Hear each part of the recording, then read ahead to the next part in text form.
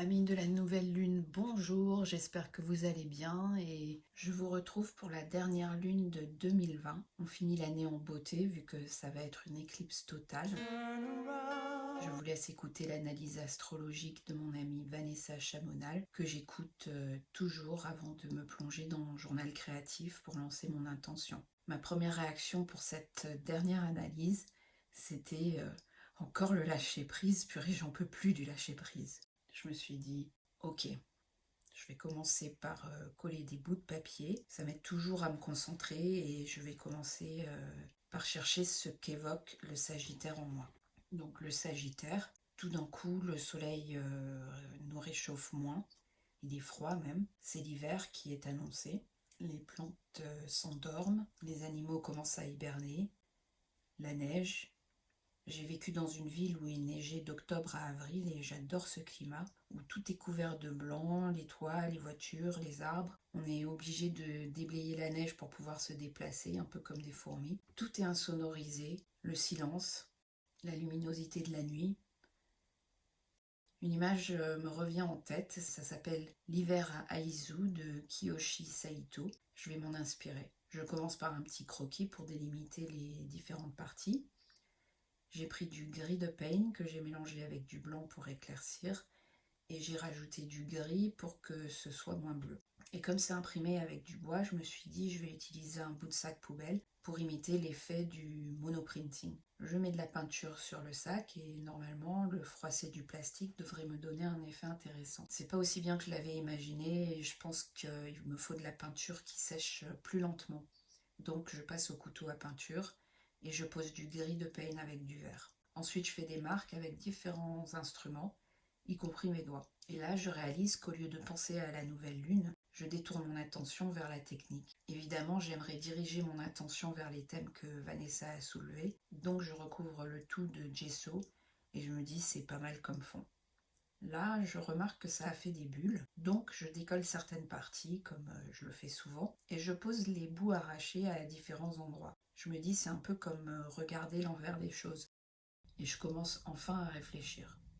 Donc pour moi, cette nouvelle lune va tomber dans ma première maison, et on dit que l'ascendant, c'est comme un masque qu'on porte en public, ou l'image de soi qu'on projette en société. Donc c'est sûr, j'aime voyager et apprendre, dans toutes les formes que voyager et apprendre peuvent prendre. Et je me suis longtemps intéressée au sens de la vie, même si maintenant je sais que la destination c'est la route. Sur la partie que j'ai arrachée sur la droite, j'ai écrit ma façon d'incarner le Sagittaire aujourd'hui et ça vire sur tout ce qui manque de Sagittaire dans ma vie et aussi la façon dont je m'auto-censure pour être acceptable. C'est de ça dont je peux me débarrasser peut-être, donc j'efface avec du gesso. Je veux quand même garder l'image de cette personne avec sa charge sur son dos. On ne sait pas trop si elle rentre chez elle ou si elle va ramasser plus de bois. Elle est sur cette route enneigée. J'entends le silence, je vois la luminosité qui l'enveloppe et donc je colle avec du Mod Podge.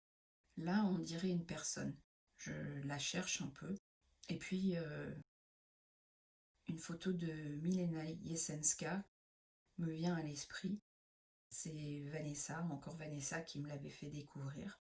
Et j'ai le cœur qui bat. Je vais faire son portrait. Je me suis bien pris la tête, pas contente du tout du résultat, donc j'ai décidé d'utiliser du papier caddie pour faire un portrait que je collerai après. Alors j'ai recommencé 3 fois et rebelote, j'ai réalisé que je suis encore en train d'éviter la réflexion pour cette nouvelle lune. À chaque fois, je dois me rappeler que ce qui compte, c'est pas la perfection, mais l'expression. Mais j'ai une idée. Quand je débutais en peinture, je m'étais exercée à voir la lumière sur différentes photos en noir et blanc avec l'appli Procreate qui enregistre. Et justement, j'avais travaillé sur une photo de Milena. Donc, j'ai imprimé ce travail sur du papier caddie et j'espère que ça va me permettre d'éviter l'esquive.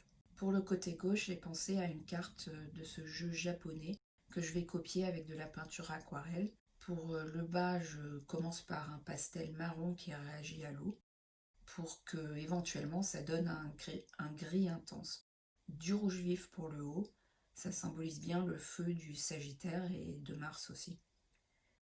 Ça va prendre plusieurs couches et en attendant que ça sèche, je vais passer du haut au bas de la page de gauche au portrait de Milena sur la droite. et je couperai les parties où j'attends que ça sèche. Pour le portrait de Milena, je commence par appliquer de l'encre acrylique marron bien diluée et ensuite du gris feutré. J'adore cette couleur, c'est un peu dans les violets. Et je pense que c'est la couleur que je vais aussi adopter pour la terre sur la gauche. Je commence la première couche des ombres et j'aurais dû attendre parce que c'est encore mouillé et la peinture s'étale. Aïe aïe aïe. Le cercle, c'est évidemment ma lune. J'aimerais qu'on puisse voir l'image de Saito. Donc j'applique une couche très fine de peinture acrylique blanche. Et puis là, j'ai oublié d'appuyer sur enregistrer, mais je suis repassée sur les parties les plus sombres avec mon gris feutré. Cette fois, pas dilué du tout. Comme toujours, quand je peins un portrait, je passe des ombres les plus sombres aux couleurs intermédiaires pour ensuite passer aux tons les plus clairs. Je laisse couler mes pensées et je me concentre de plus en plus sur la lumière pour donner forme à mon intention. Et je ne sais pas pourquoi je résiste à cette histoire de lâcher prise. Peut-être que je confonds lâcher prise et se démunir, parce que être plus solitaire, avoir plus de responsabilités, moins de confort, je vois pas. Bon, si je fais ma Sagittaire et que je regarde au loin, c'est clair, je l'ai déjà évoqué plusieurs fois, j'aimerais vivre de ma créativité, mais en général je me méfie, même si quelque part je garde de l'espoir. Peut-être que c'est le côté Neptune là. Des fois je me dis que c'est sûrement utopique parce qu'on est tellement à jamais s'en sortir dans la voie artistique. Je mets 2 rangées de petits points que j'aime bien faire autour de la lune. En plus, comme c'est une éclipse totale, ça me permet de me souvenir que même si on ne peut pas le voir, le soleil est quand même là. Donc je disais, en projetant un peu, que je rêvais d'une activité créative avec une vie stable. Il y a aussi le Sagittaire, où la créativité bien sûr me fait voyager, mais j'aimerais pouvoir de nouveau voyager physiquement. Je veux aussi toujours approfondir, toujours apprendre, et j'aime aussi transmettre. En fait, quand j'ai pas tous ces éléments, donc la créativité, l'exploration et apprendre dans les deux sens, je me sens coupée, pas entière. D'ailleurs, s'il y a quelqu'un qui a été une personne vraiment entière, c'est bien Milena. Je pourrais m'en inspirer. Là, j'ai des souvenirs qui défilent.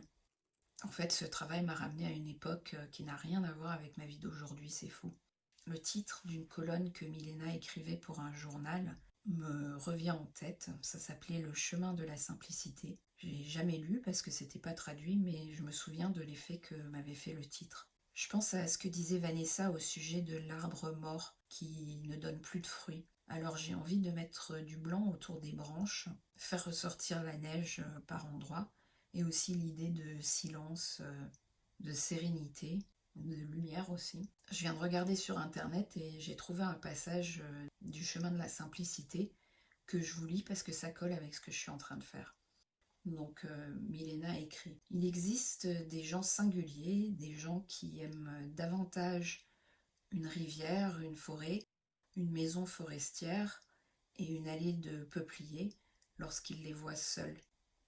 Ce sont des gens qui, lorsqu'ils sortent, ne veulent jamais arriver nulle part. Ils vont sans but à travers bois et champs, comblés par le calme, les senteurs campagnardes, les nuages et la solitude.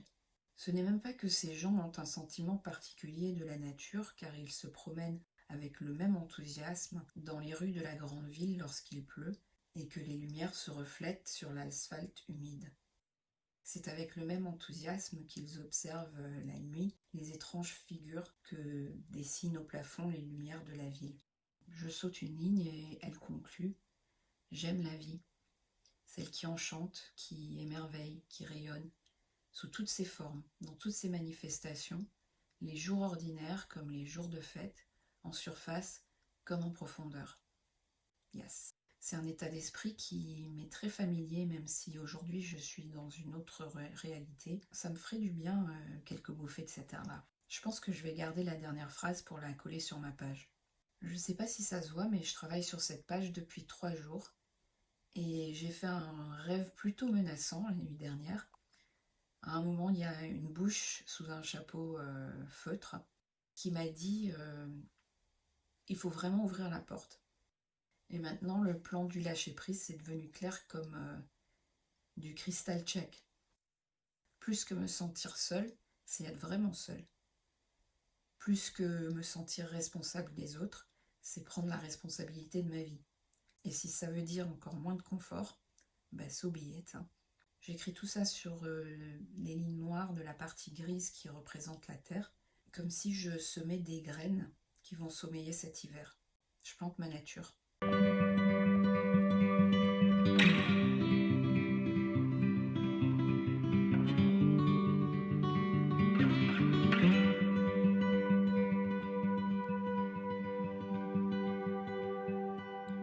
Donc je vais m'arrêter là pour le portrait et j'unifie les deux pages en peignant en continuité avec ce que j'ai sur la gauche. J'ai envie de rajouter quelques cheveux tout fous, quelques retouches aussi, et je colle le portrait de Milena. J'ai hésité et puis finalement j'ai décidé de garder la bordure. Ça me fait penser à un timbre géant, un petit clin d'œil au Sagittaire qui envoie une carte postale d'une destination inconnue. Oups, l'aquarelle a réagi au mode Podge. Je rajoute une dernière couche pour les tons les plus clairs avec un crayon fusain blanc.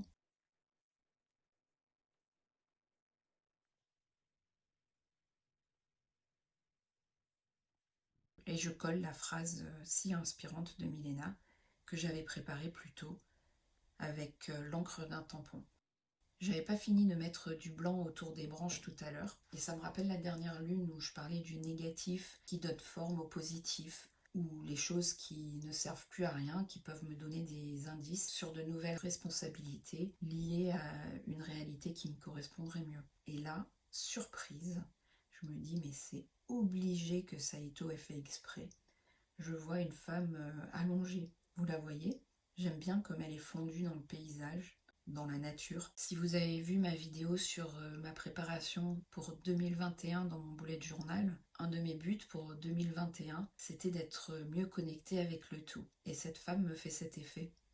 Alors j'ai décidé de rajouter une échelle qui monte jusqu'à la lune pour symboliser une forme d'élévation, et pour cette lune et pour les 6 prochains mois. Mon intention, c'est d'être entière.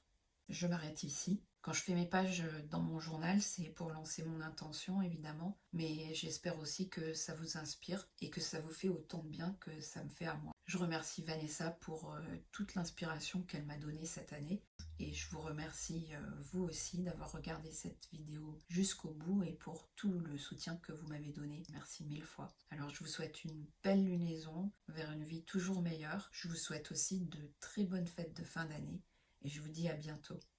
Au revoir. Bye.